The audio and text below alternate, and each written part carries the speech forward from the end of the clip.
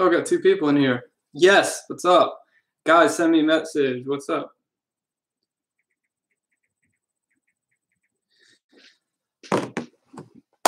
You want to ask me some questions?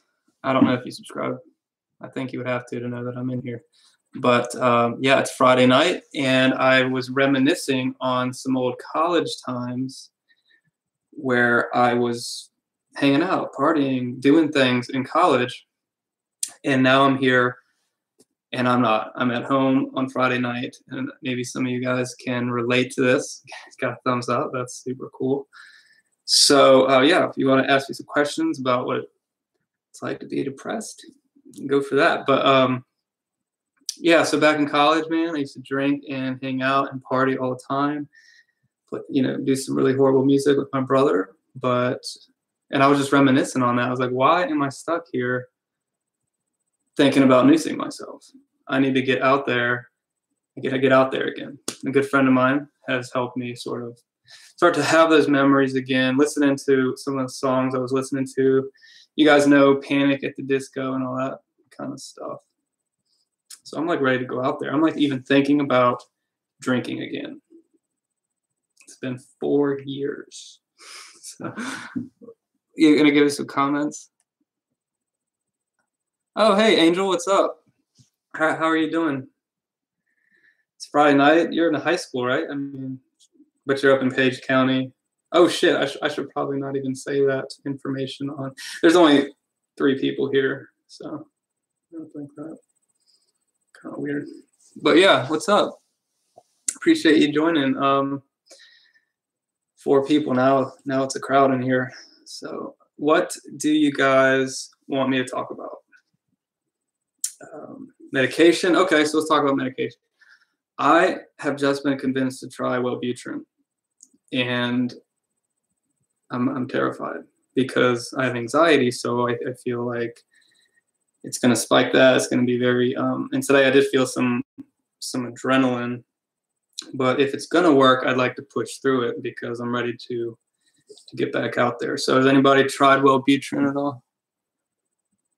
Okay, you've been good. I'm glad to hear that. Yeah, I haven't heard from you in a while. How's your friend, doing?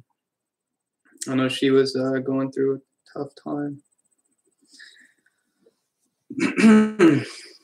But yeah, this is my office.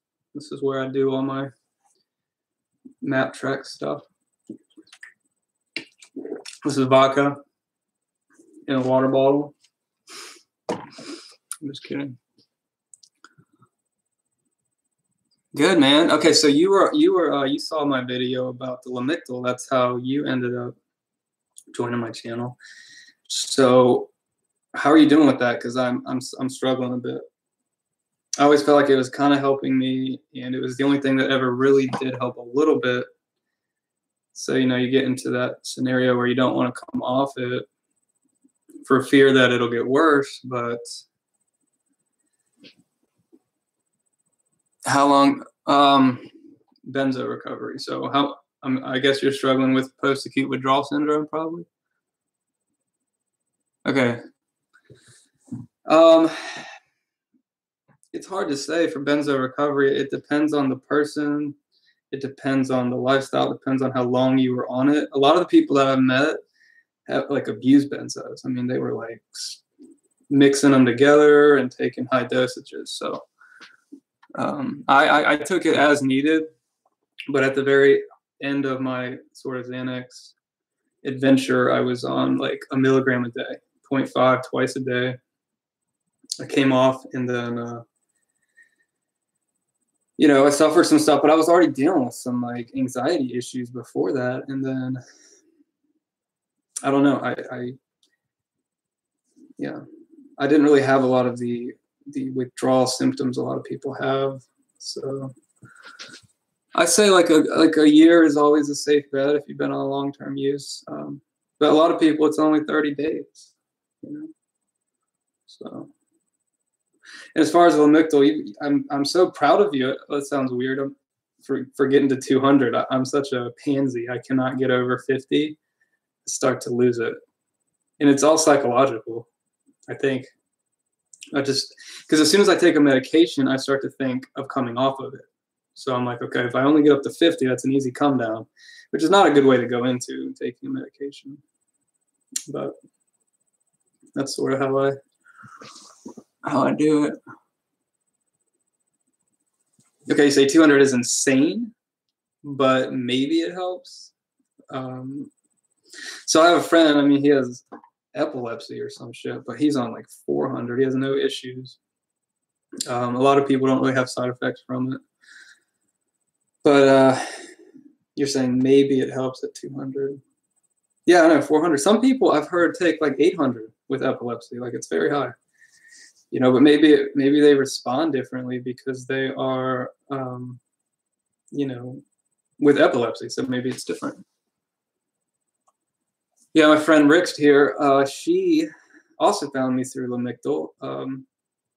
And she said she got really depressed at 200. And I know everybody's makeup is different. And that's the crazy thing, because you go on YouTube, you go on drugs.com, like me, and you try to find something with a high rating. You get turned off if someone says it causes psychosis. So you kind of just spin there, like, well, if you're like me. And people with anxiety are indecisive. So, I mean, I can't even like choose a menu item at McDonald's, but I'm McDonald's free for like 5 years now. So, but even that didn't help. So yeah. So I think, Rich, you said though that you felt like it might have kind of helped, but then on the increased dose, you fell down into a depression. I think that's what you told me. Which is it sucks because, you know, I finally got up the nerve to take a med after years. I start to feel a little bit better, and then it stops working. So then you gotta face, do I up the dosage? Do I come off of it? Do I find something else? So some people get really lucky and just stay on that, find a good dose that they stay on. So, but what are you guys doing tonight before watching this video? Y'all hanging out? Like, what's there to do up there? It's funny, Angel, that you're here because you're so close to my old stomping grounds, where that's where I lived, man. Up in college, all the parties, the music, just killing it, man. I was killing it. Right. You said it's scary to try to get better, or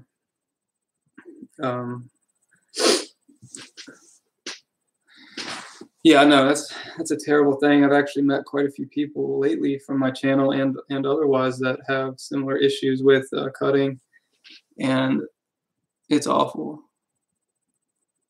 Yes, everyone. I say, okay, so 99% of people recover from long-term benzo use. I've read every study on the planet. There is no studies that, and if there was studies have been debunked that it causes or can dementia. There is some study that does say that if you took high dosages for 15 plus years, that partially your brain does not recover, but it's a part of the brain. It's a part that doesn't really affect your day-to-day. So yes, most people recover, and actually most people come off of them and are doing just fine after a month or two. And that's an important thing to know, because when you come off of benzo, you go on benzo buddies, and I'm not saying there's not some legitimate stuff in there,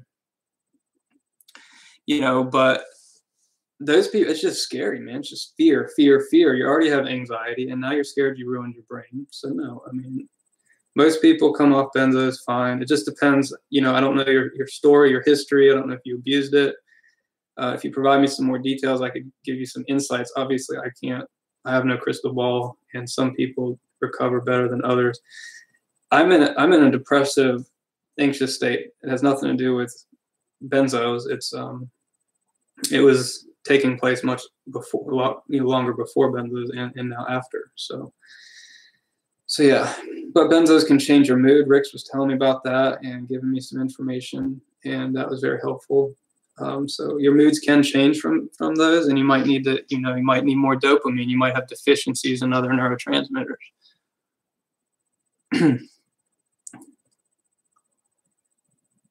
Yeah, and you guys can talk amongst yourselves on that, because I never had an eating disorder or I never did cut or anything like that either. So that's terrible. And my heart goes out to everybody that's suffering with these, mental illnesses. And it's so prominent in our culture for so many reasons. Okay, so you're gonna jump onto the CPPS? Yeah, man. Medications for CPPS, that's tough. It depends on your symptoms. What's your main hang up there with the CPPS? If it's urgency, you've got like Mirabetriq, you've got stuff like that. I think like alpha blockers. But really, for me, there was no medication other than Hyafin, which turns your piss blue. That did stain the toilet. And I had to pay for that when I moved out of this house I was renting. It's like, why is the toilet blue? It's like, So I got a Smurf living here or something. No, so Hyafin can help with bladder spasms and also with some inflammation in the bladder. That did help me a little bit with flare-ups.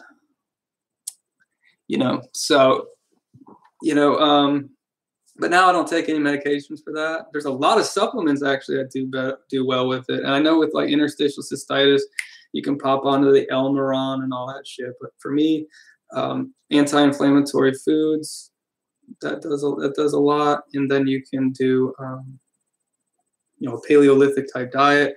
Herbs like ashwagandha. I mean, you start looking into herbs, they are very anti-inflammatory and healing.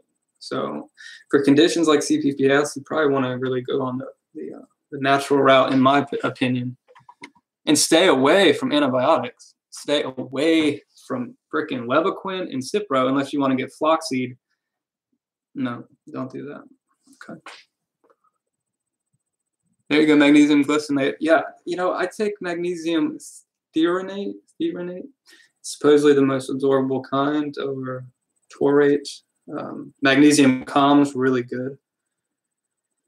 But I'm so sorry that you're going through CPPS. I don't know how bad it is for you, but you do recover. I recovered. The doctor said I would never get better ever again. I had my pain. I was 23 years old in the worst pain, ever. And really my YouTube channel has kind of shifted to talk about the after process because I was diagnosed with PTSD. When you spend 24/7 pain and there's no hope, to the point you're suicidal. I mean, I'm sitting here 23 years old, Googling how to paralyze yourself from the waist down.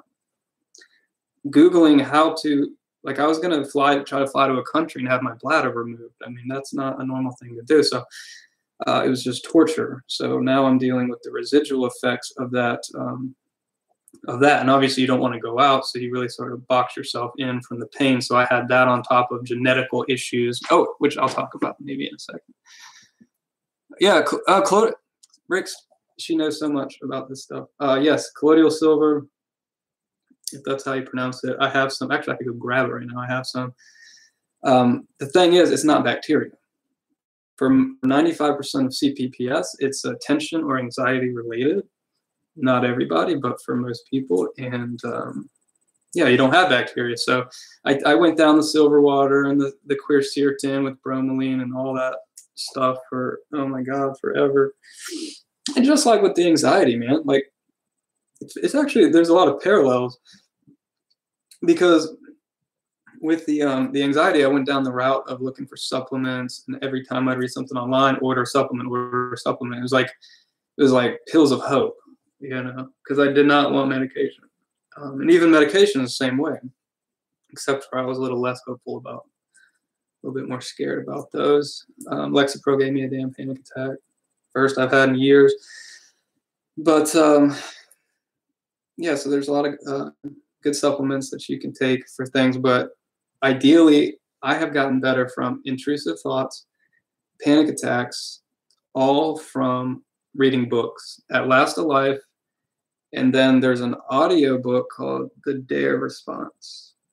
Those two will absolutely, affect you in more ways than medication can for some things. Depression's a tough one to crack for sure. And I sort of have like a different kind of depression, I realize, than some people, but a lot of it's the same. Let's see. Oh, Amy Stein's book. Yeah, read Dr. Wise. That's like the gold standard, but Amy Stein's is much more condensed. It's got all those. I don't even do those stretches, and I need to because it's preventative now. And then I won't do it, and all of a sudden I'll be flaring up, and I'm like, damn it, why didn't I do the preventative stuff? So, and even for anxiety, it's about doing preventative stuff. Sorry, I missed a couple comments here. Super J, you took Xanax for 22 years, 4 milligrams. So the past 5 years, 1.5 milligrams. Okay, so you're still on it. I mean, are you having like tolerance issues bad because, coming down on it? Are you practicing the Ashton protocol at all? How are you doing that? So that's some good things if you're trying to taper Ashton protocol, and actually there's a therapy out there now. If you have the means, it's called NAD IV infusion therapy, and it works. And I was down there. I flew to Florida about a month ago, 6 weeks ago. And I met people that were on 8 milligrams for 20 years, and in 3 days, they had no withdrawal symptoms. No joke. Absolutely crazy shit. What's your question about? So yeah, I was just saying that I switched a little bit. I was answering one of the questions about the Xanax withdrawal. I'm just saying if you're going through withdrawal or detox from medication, drugs, there's a thing called NAD infusion therapy. There's also supplements, NAD Plus, you can take online or not, or we can order online. It's a coenzyme to niacin. So hold on a second. And that coenzyme can help repair the mitochondria from. Someone was asking me about my orb video on Instagram. So, just switch topics. Yeah, but I had an orb in a video that I shot recently. It was super cool. I don't know what you guys think about that, but I'm 100% believer in paranormal because I lived in a haunted house. And you probably already think I'm crazy because of my channel, but I wasn't really crazy when I was 8 years old. And my whole family saw it too. Crazy shit went on. And yeah, so I'm a big believer in that. Anybody got some stories about that? I saw it. What was that? Right. No, for sure. Ricks, that was an orb, man. It was until it went like this. It was like, or did you see one right now? Did you see one now? Or are you talking to the one on my video? But if you saw one right now, I'm gonna be like creeped out. Okay, I gotta live here. It's funny because so a little off topic. Oh man, see, it's so real, it's so creepy.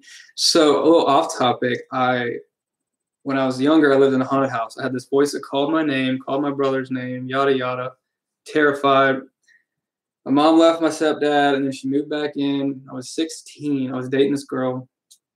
Her name was Christy, and we were sitting there in the living room, and I did not want to believe it, right? I didn't want to have, I was so terrified. And she's sitting there on the couch. She gets up, she runs out screaming, and I run out. I'm like, what's wrong? What's wrong? She said, there's a guy walked by and looked at her, and then I kept going. And when she described him, it was identical to my freaking stepdad's father who had passed away in the house. Like 30 years before that. And I was so terrified. I drove my car up and down the street to try to shine my lights into the window, like to make, to say, oh, is this what you saw? Is this what you saw? And we had people calling the cops and stuff, like, because like my mom, grandma would think people were breaking in the house because they would see people, like full, like people. But cops would come, it wasn't anything. It's just crazy, man. Oh, okay, let's get back on topic. Sorry. The circles, but this is something else I'm saying. Solomon's heavy success for IC, chronic pelvic pain. Okay. There's a book called The Mood Cure that you can read. That's really, really good. If it's kind of like a starting point.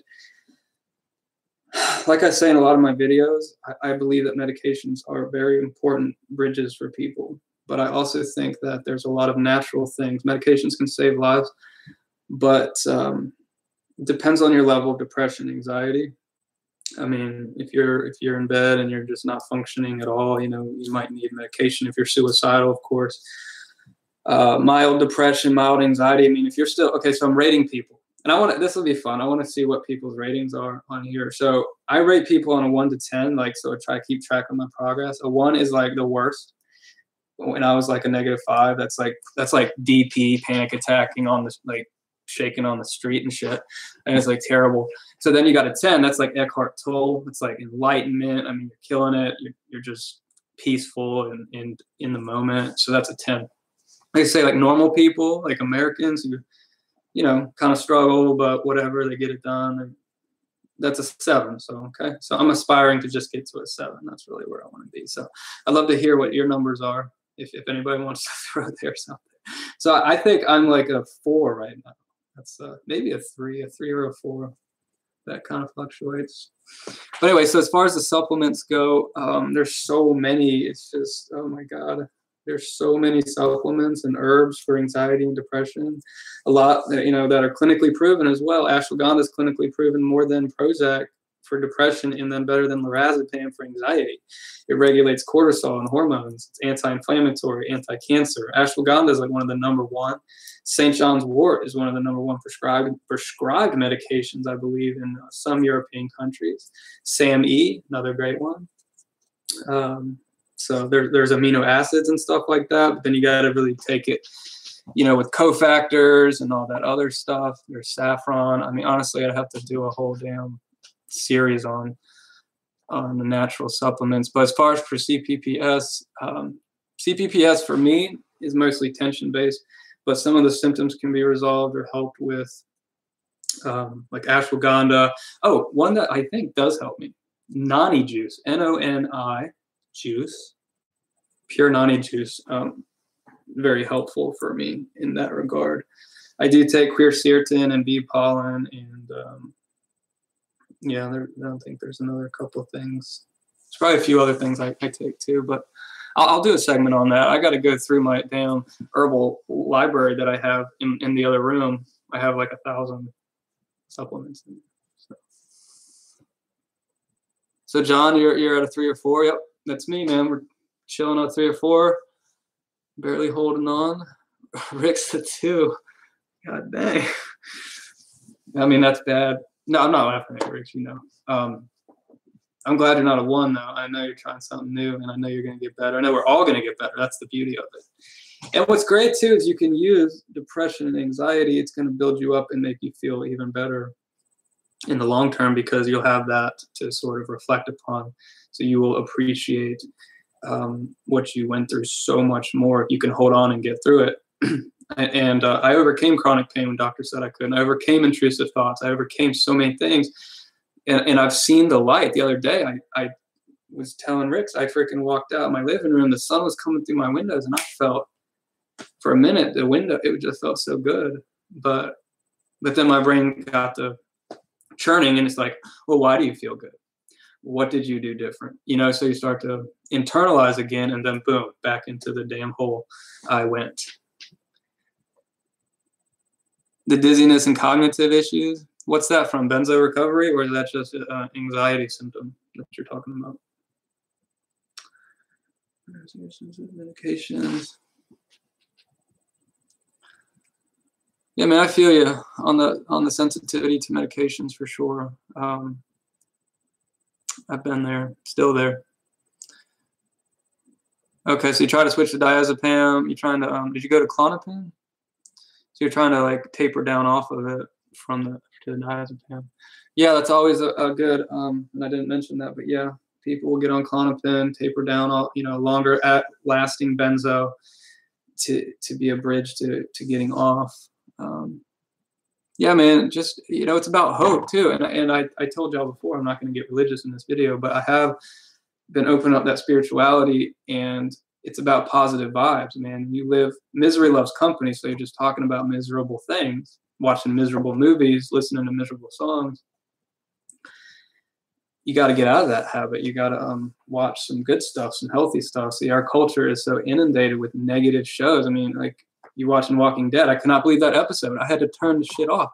What was it? The Walking Dead, where he was smashing that dude's head with a bat. Good Lord. That was, I'm just saying, so we are what we're intaking. And you think about the poor food choices, the chemicals, the toxins, the poor exposure to sunlight. We've completely eroded what it means to be human, the foundation of what we've evolved to become. And that's the part that for a lot of people, if you start to niche away back towards that sort of Paleolithic lifestyle, I mean, the lifestyle that you inherited from God from evolution, it's the same for anybody. So, I mean, that's the truth. Good luck, man. Moon Shaman, appreciate you joining us, bud. Okay, John, I'm glad you have a good church family. I'm slowly getting into it. It's really hard for me. Like I'll get into God and I'll read the Bible for like a few days. I'll get hyped and then boom, back down in the gutter. But my energy is so low most of the time. I find it very, very difficult to really even do anything. But if I drag myself somewhere, I will sometimes be okay. Like if people force it on me, because I love kids, man. I love hanging out with kids. I'm an animated guy. I like to make people laugh. I mean, this was the old me, right? This is people know me. So I had to put on a mask because I didn't want people to see the real or the current me, which was the worst version of myself. But sometimes you got to push yourself a little bit. But what happened to me recently is different, man. It was like a complete and utter freaking burnout. Physically just fatigued, exhausted, just physically like I had the flu, and it kind of comes and goes. And that's when I really didn't know if it was the Lamictal or if it was stress. You know, that was still up in the air. So that's the hard part about taking medications, because you never really know what's causing what. You know, is it the medication? Is it not the medication? Is it with the withdrawal? Is it not the withdrawal? It's a tough thing to go down. Tough road. A lot of people get lucky. They pop a pill and they just feel great. That's what I did with the Xanax. With the Xanax, I took it. I felt normal. I felt great. Traveling the country, just killing it. Doc says, what will be the rest of your life? Super J, sorry. What did you say? Was that the bladder thing, or is that the CPPS? Oh no, you're talking about the benzo. Your doctor said the benzo is for life, or that you had to be on them for life.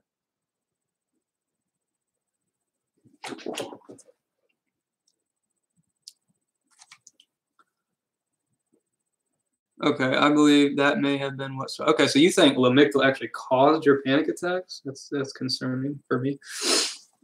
Like I said, everybody's different. So you started Lamictal. At what doses did you start getting panic attacks?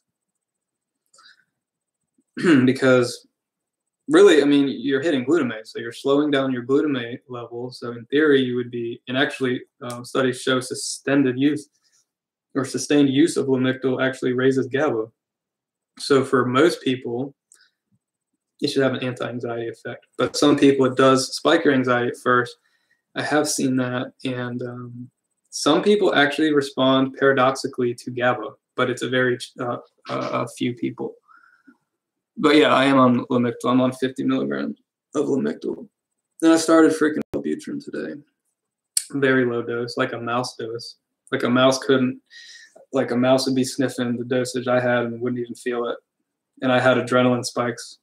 So it probably was anxiety, or just my psychological meanderings, as it were. How long did the Xanax make you feel good for? Because I just want 22 years. That's it. 22 years, I'm done. Just, throw me out into the ocean. I'm just kidding, just making light of it. But yeah, I was on it for 6 years. But no, man, you never believe the doctor. Doctors don't know shit. I mean, they do, but they don't know a lot of the stuff about recovery. And it's unfortunate that medications long-term, the studies aren't really there because they're very new. I mean, how many times in history did we use synthetic chemicals to alter our brain chemistry? I mean, it hasn't been that long. It's only been, really, it's only gotten going for like 40 years. I know they had tranquilizers and stuff back in the 50s and shit, but for the most part, people didn't have this. But then those people were like locked up in like loony bins and shit, and they were like shocked and stuff. So lobotomies and stuff. Maybe I need a lobotomy. Maybe that would help me. So, yeah, Wellbutrin. Yeah, I hear it can make people hyper. 20 years. Damn, you hit tolerance at 20 years? Wow.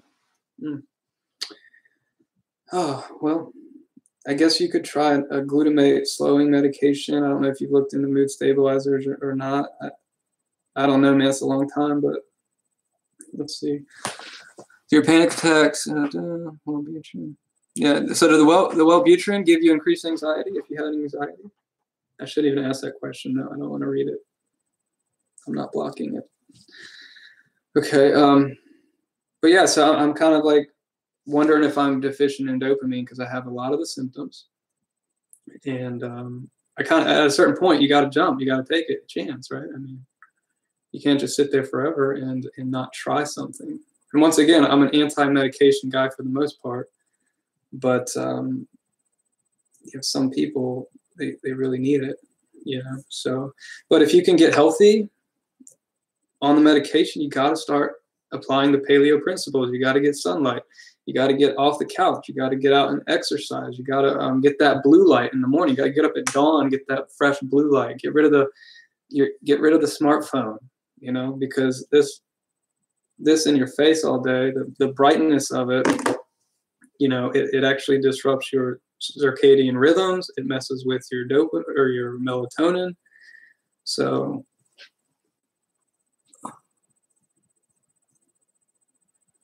you felt great on the Wellbutrin for many years. Okay, well, that's good to hear. Yeah, unfortunately, most medications, they're not going to last forever, you know. Oh, let's talk about a little bit. What do you guys think about ketamine? That's a scary shit. Or ketamine or marijuana, like medicinal marijuana, which is illegal in Virginia. Rix, is that, if you're still here, Rix, is that illegal where you're from? Because I know you're in another country. Yeah, man. I want to, even though I'm not 100% and I'm a 3 or 4 with you guys, the Lamictal had me as a 6 last year, so there's hope. But I'm here with you guys. I just started shooting these videos as like a vlog to just really that I could go back to and see my progress. And you know, and I've had a lot of love on here, so I appreciate that. I feel like there's a little community of people that actually care, and it does help. And I am starting to go back out in the real world. I've signed up. I had a flag football game last week. I had 4 touchdowns and like 3 interceptions. It was just 3-on-3. But, you know, it was fun. I got out there with the guys, and you know what? I was really anxious, but once I started going, I was doing better. So I got to really get out there. And I'm getting ready to join the gym, I think, and, you know, do those sort of things too. Actually, there's a good, yeah, psilocybin. So holy shit, right? People are getting cured from anxiety and depression off magic mushrooms. Hell no. I mean, how could you see, I'm so scared of being disassociated that I could never imagine, you know, I could never imagine disassociating myself to get better. Rix, what are you talking about? Which one again? Are you talking about, I was asking about, I think, medical marijuana. Is that legal where you're at? Like anxiety strains for anxiety.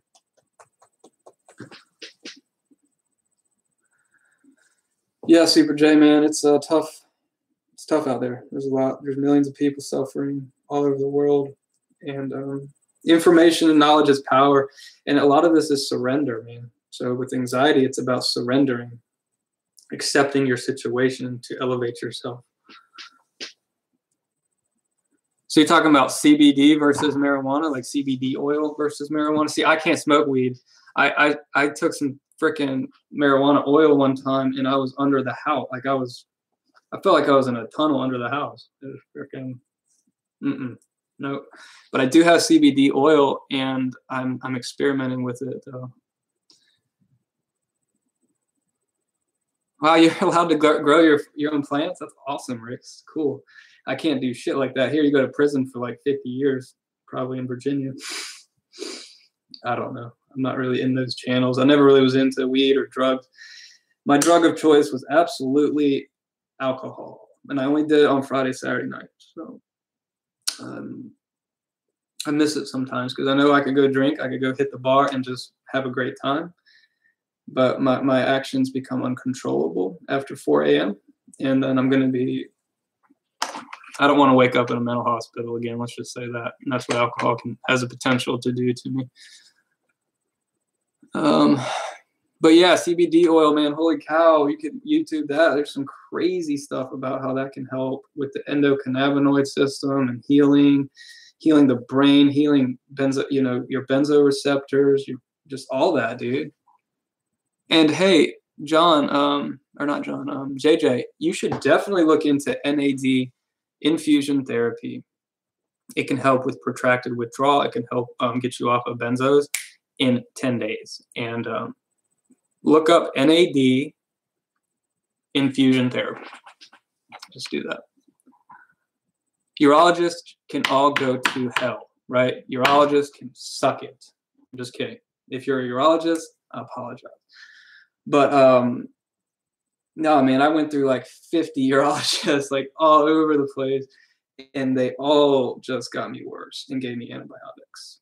It's awful. It's an awful freaking thing. So they have no clue. These conventional doctors, all they want to do is give you a damn pill or a surgery or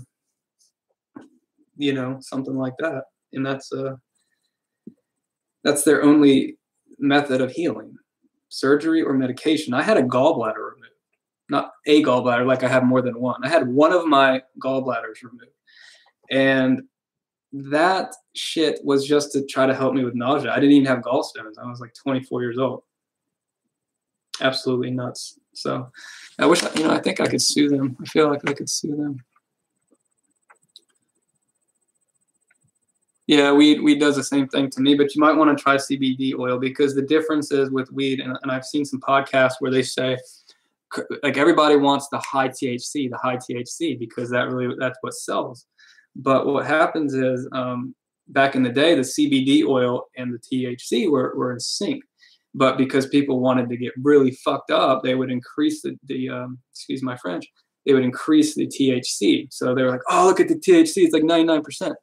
Well, CBD was that beneficial part for anxiety. So if you find medical marijuana, 5-to-1 ratio, I've seen 5-to-1 CBD to marijuana, that'll have no psychoactive effect. And I've heard that can be amazing for anxiety. Unfortunately, it is illegal in my state. And I'm not going to go buy some shit from Cracktown, and get buried with that. No, so I get that.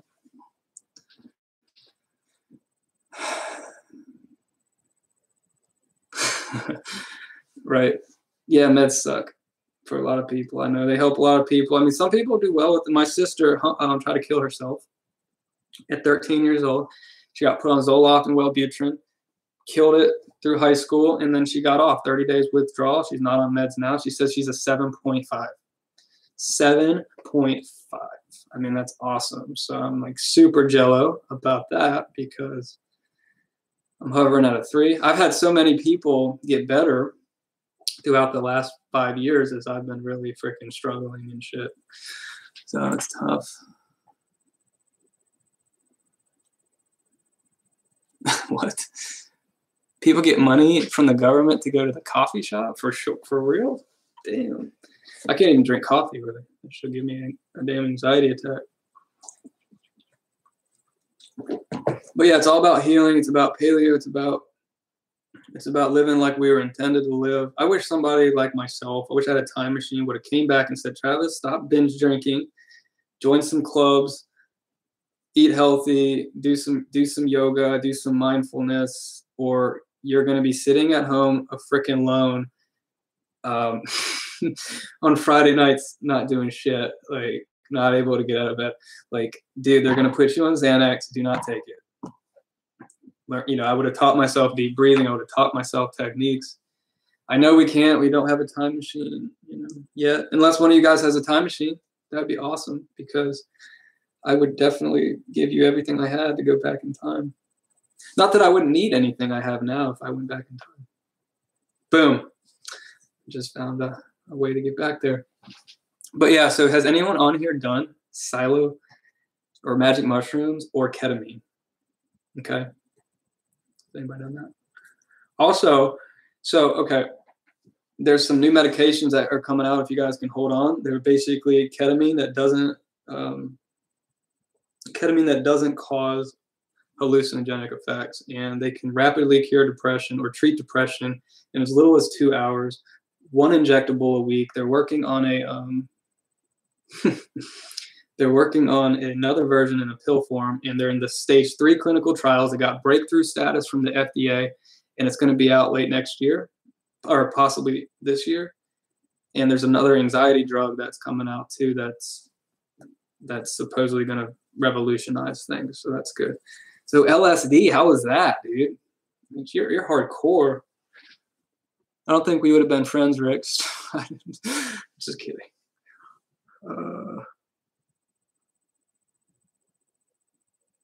Super J, man. Yeah, I feel dizzy and floaty a lot lately. Mine is stress related, but I up until the past few months, I didn't really have. I mean, I had the depersonalization and shit for a long time, but gabapentin kind of helped take the edge off that, I guess. But yeah, floaty, dizziness. I mean, but not to a point where I don't think it's affecting me that bad. But if I go into a store or something, then yeah, I've been getting that way lately. Like I said, last year I was doing good. I was doing so good. I know I keep going back there. Even my wife is like, stop talking about the past all the time. I'm living in the past because that's where it's at, man. That's where it's at. That's why I was sitting there all night last night with a friend listening to old music, because I was like, wow, my gosh, I used to be alive, but it was helping me. It was helping me feel like maybe I could do that again. I would just have to drink whiskey again, you know? One-time thing. Okay, yeah. I mean, you want to do that? I got friends that do shit like you have DP and NDR also. Super Jet. I mean, God. Hey, man, I'm so sorry, dude. I'm so sorry. That hurts me so bad. I wish, you know, that everybody could just recover and be well, like right now. How much research have you done? How many doctors have you seen? Super J, I really, if you've got $10,000 to spare, or you could take a loan out or something, I would call the NAD clinic in Louisiana, and they can get you off of that and possibly cure your, I'm not going to say they will, but there's a good chance they could cure your DP, heal your benzo receptors. It's worth every penny if you have it to go down there and do that. So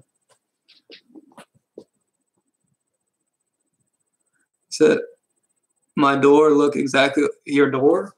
What door? Your door looks like mine? Doesn't everyone's door look similar? Right? I'm just joking. Just having some fun. A gabapentin really helped my anxiety, but it turned me into fat, forgetful, clumsy slob. I'm so sorry for that. I did. What dosage were you on with that? Because I haven't heard that before with gabapentin. They probably have it in Canada, man. Go to the NAD clinic, okay? Message me afterward. I'll tell you a little bit more about it. Google it. It's your best shot. It's absolutely your best shot. I'm telling you. And niacin, guys. Try some niacin. You get a flush, but I hear that it can cure anxiety or depression. But gabapentin definitely probably saved my life. It made me more depressed. I know it sounds weird, saved my life and made me more depressed. But it got rid of the anxiety enough to where I could function again. I drove for Uber. I was able to go to the store. So it kind of like offset some, but I felt really, really down all the time. And that may have been benzo withdrawal. I don't know. But overall, I just felt it got me to be like a 5, right? A 4 or 5. Like I was functioning. But I think it's just the underlying anxiety that I never learned how to deal with. And a lot of that is mindfulness, guys. You know what mindfulness is? Where, we're never present. We're always in here thinking about why do I feel this way? What do I need to do? What happened? How do I change? You're constantly, internalizing the world. The world just becomes its own a separate entity from yourself. But if you read the book The Power of Now, Eckhart Tolle, you read stuff like that, you start to fill your heart and your mind with positive things. It goes a long way. I'm not saying it's a cure, but what I like to say, I love metaphors.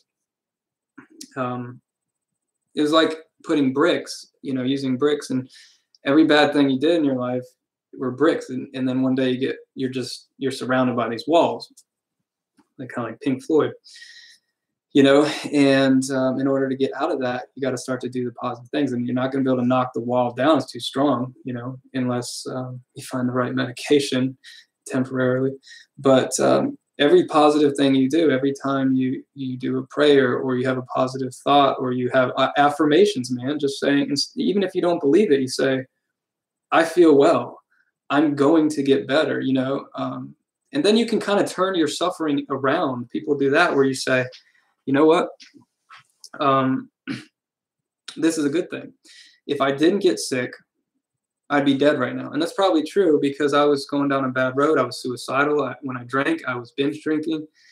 But my body and God stopped me in my tracks. And now, because of that, if you think of it, I have an opportunity to get well, an opportunity to find God, or do whatever you're looking to find. And change your life, and then enable you to be a better person. And then for me, I want to give back. I want to get better. And then once I'm launching this app, get successful, and open up my own clinic. And I want to help people. I want to do NAD therapy. I want to do oxygen, therapy, all the cutting edge tech stuff. Myers cocktails, which are infusions of vitamins and things like that. I just want to do it, and I want to make it affordable for everybody. So that's what I want to do. And when I get better, I could say if I get better, which is what I want to say, but when I get better, I'm going to do those things. So you start to make those little bricks, or take away those bricks, by doing positive things. And a lot of people don't really understand, a lot of people don't understand how important lifestyle is. I mean, diet and food. Ketogenic diet, Jay, might be another thing you want to look into, because ketogenic diet can regulate glutamate and GABA. So much like an epileptic drug, anti-epileptic drugs. In the 20s, they actually used to treat that epilepsy and schizophrenia very successfully with ketogenic diets. So that's a fascinating body of research, and you can look it up. Everything I kind of talk about has been backed by National Institute of Mental Health here in America, and they do rigorous studies on a lot of this stuff. So I only like to really talk about stuff that I've seen in placebo-based double-blind studies, because that's really more effective than me, or than other things. So yeah, I mean, I appreciate your comments, and yeah, I'm always trying to help people, because it helps me. I've actually been told from people on here things that I didn't know, and it's helping me on my journey to recovery. So I really appreciate all the feedback. And when I get a little bit better and I can organize my videos a little bit, I'm hoping to bring in some more subscribers. That's not really what I was about originally, but as I'm learning so much stuff, and even in just meeting people in the store, and they have anxiety, and it's like everybody, and it's like, why the hell are we so anxious? Why are we so depressed? And a lot of cultures aren't. But even though we have electricity and plumbing and all these things, Netflix and Xboxes, why are we so depressed? Why are we so anxious? You really just have to go back to the basics. And that's what people are doing. There's a movement in this country and in the world to go back to the basics, getting rid of smartphones, getting rid of all this stuff that's in our, interfering with our natural adaptive natures, getting outside, getting sunlight, like I said earlier, exercise, Paleolithic diets. Okay, so that's a good question. Yeah, does exercise make my symptoms worse? Yeah, for sure. Sometimes it does. Not the anxiety, but the if it's cold out and I go running, I've had flare-ups afterward because I'm not doing the proper stretching and stuff like that. So yeah, if I'm not doing the preventative stuff, I have had a flare. I had like a 2-month flare on October 2015. It's funny how I can't remember shit, but I can always remember the pain so well. The brain actually does that for a reason, but it's mostly painful memories. for a while. But yeah, so it did get worse, but you just got to stretch and you got to be careful and you got to learn your body. You got to take it slow if you need to take it slow, which I don't. I just kept running and running and running until I snapped myself. Oh, you had the bacterial one. See, that's, well, that's actually good news for some people because bacterial one usually you can knock out, right, with silver water or bacteria. But as far as the, how do I stop my flares? I do pelvic floor release exercises from Amy Stein's book, paradoxical relaxation stuff, and I don't follow it like I should, but I do pelvic. So if you're tensing your pelvis, right? I mean, or your neck, like if you're anxious, you're tensing your neck, you're gonna get a headache. So some people with anxiety tense their pelvis, which is what I have been doing since I was so young, and so now every day I have trained myself to consciously check in, see if I'm tensing, and then I'll I'll relax it and let it go. And just doing that, taking the supplements, I guess, in combination with the healthy diet has really kept my flares at bay, for the most part. I'm 95% pain-free, 95% of the time. And if I do get a flare, like the first time I had a flare, right, it started with a flare, 14 months, guys. Now I have a flare and it lasts 2 days, so, and it's not that bad. Also warm showers, warm baths, that's a good one too, to help, loosen it up a bit. Oh yeah, wait, see, I want to lift, right? My younger brother, he's getting muscular, and I wanted to get my beach body on like hardcore. So I started lifting. Like last year, I was just killing. I was lifting, joining the gym. I started doing sit-ups. I was seeing a couple of abs going on. I was like, yes. I was getting cut up, and then boom, flare, right? So I went to my physical therapist. By the way, physical therapy is good. Internal physical therapy work. Find somebody locally that helps. But yeah, she was like, try to give me breathing techniques I could do while I lift. So it's like breathe out on the exhale, or exhale on the, I can't remember which one, but talk to a physical therapist. I'll probably shoot a video maybe about this. But yeah, so it flared me up, so I stopped doing that. So, but, and then with depression, you don't really want to work out. But I do like to run because after running, I usually feel good, unless you're suffering from like an adrenal fatigue burnout situation like I am. You kind of got to pace yourself, which is the hardest thing for me because I want to get the hell out of the house. I hate being here. I feel like I'm going to be agoraphobic. I want to go out and just run. I hate being around people though, because when I quit drinking, I just stopped hanging out with folks. So it's very difficult for me. And that's where I'm really trying to dive into right now. And I'm looking for a sponsor or somebody to help me. And it's, you guys should find a friend or a sponsor, someone that's going through it. I'm actually going to create an app for this one day, but it's going to be called Lean On. But just to give yourself little goals, you don't want to push yourself too far. But if you're agoraphobic, or you're dealing with that, you're like, I'm going to go to the store tomorrow, and you're held accountable to do that. I'm going to go on a jog tomorrow. I'm going to walk to the mailbox tomorrow. You give yourself some goals, and you get a friend to help you track that. I mean, that's a really good way to start to push yourself outside of your comfort zone, because that's what anxiety does. You start to box yourself in or wall yourself in, and then you're not comfortable anywhere. And I've been there, I've been out of it, I've been back in it, I've been out of it, I've been back in it. So I'm like an expert at it, like a damn guinea pig for anxiety and depression. So yeah, and I'm not going to be on here too much longer, but I would like to, does anybody have some comments, like what medications or what's worked for them? You might have already been typing. I'm trying to keep track, I guess people are sending this stuff in, but okay, there you go. Breathe out on the lift. He's got it going on. Irish fight fan. Are you Irish? I'm not sure. Okay, so my supplements I take, they fluctuate a lot, but some of the ones I take consistently for sleep. Okay, so sleep's huge. I have this guy right here. This little Fitbit. Worth its weight in gold for sure. It's a Fitbit Charge 2, I believe.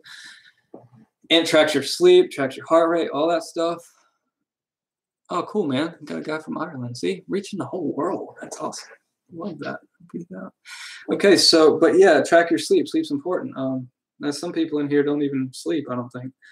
But I try to go to bed. I'm trying to get to bed earlier. Like it's 9:30 now, but I've been up. I always stay up late. Have my whole life. Because you know what? I feel better sometimes at night. I feel better than I did the entire day right before I need to go to sleep. It's absolutely freaking ridiculous. Maca, olive oil leaf, valerian, melatonin, kava, marshmallow. Oh yeah, marshmallow is good for sure for the bladder too. Just which is maybe what you're mentioning. But yeah, I take melatonin. I take ashwagandha at night. I take magnesium calm, another magnesium complex with threonate in it, and I take. Sometimes I take some glutamine, but that can make you more anxious. I don't really know, but it repairs your stomach and all that. And I know, guys, I'm taking some Kavanace. Kavanace makes me sleep so well. And if I can't sleep, you're going to hate me for saying this. Actually, you probably won't give a shit. But Benadryl. I took some damn Benadryl last night, and I slept for 6 hours straight. It was the first time I've done that in years. And I know it's not good for your rhythms, but it's better than no sleep, I think. I also feel better just bed. CJ, it's something to do with our cycles, man. It's something, yeah. I feel better. Like I'm like, let's go. Like I'm like singing to my dog. I'm like, I wake up and I'm like, I just want to, I want to kill my dog. But then here, let me get my dog.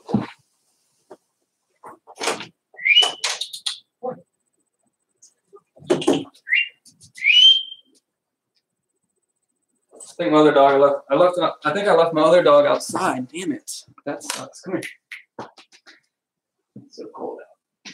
I need to give her a haircut, but this dog saved my life right here. Oh, she's so sweet. Saved my life. She's from my grandmother who just passed away last year, but she I was a couch muffin, and then I was overweight. And when I had her, she loves to run. We would run every day. We just started running. Jay, I mean, maybe if that's something you could get into, but you start, running.